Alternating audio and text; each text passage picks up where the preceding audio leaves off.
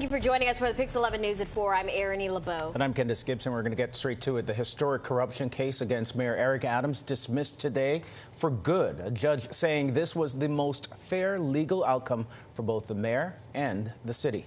Yeah, but the judge also says this decision does not say anything about the merits of the case and raised concerns about why the Trump Justice Department moved to dismiss the case. And to break it all down for us, we bring in our Henry Rossoff, who's had a busy morning. Yeah, you have. The mayor answered a direct question that you had. It was the only question that he took. I asked him if after all of this he was still running for re-election. He turned, smiled, and says he was running and he's going to win.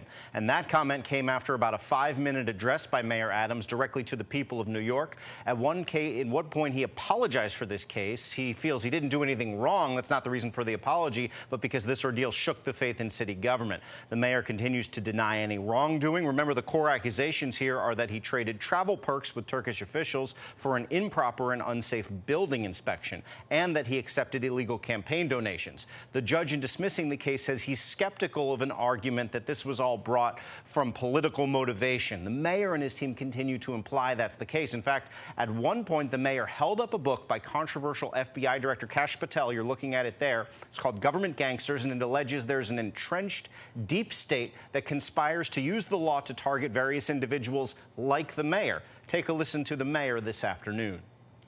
So today we turn the page, we move forward together, because the real story of New York City isn't about me or this case. It's about you and the bright future we're building together. Of course, the mayor's many political rivals say this certainly does not turn the page. Many released statements saying it's quite clear the mayor cut a deal with the Trump administration to get these charges dismissed, and the mayor and his legal team deny that happened. More about how his opponents are reacting coming up at 5 o'clock. Yeah, so he's trying to move on and run for re-election. Will he run, though, as a Democrat?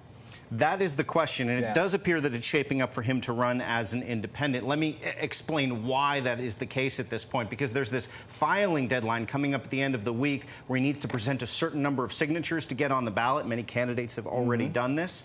The mayor doesn't appear to have that in a row, so it could be that he's lining up an independent run to run in a less crowded field, perhaps against former Governor Andrew Cuomo if he wins the Democratic nomination. But that contest, you'd also have a Republican, likely Curtis Sliwa, and another independent, Jim Walden. So a different dynamic there, but maybe one that's a little better for the mayor. All right, so we'll get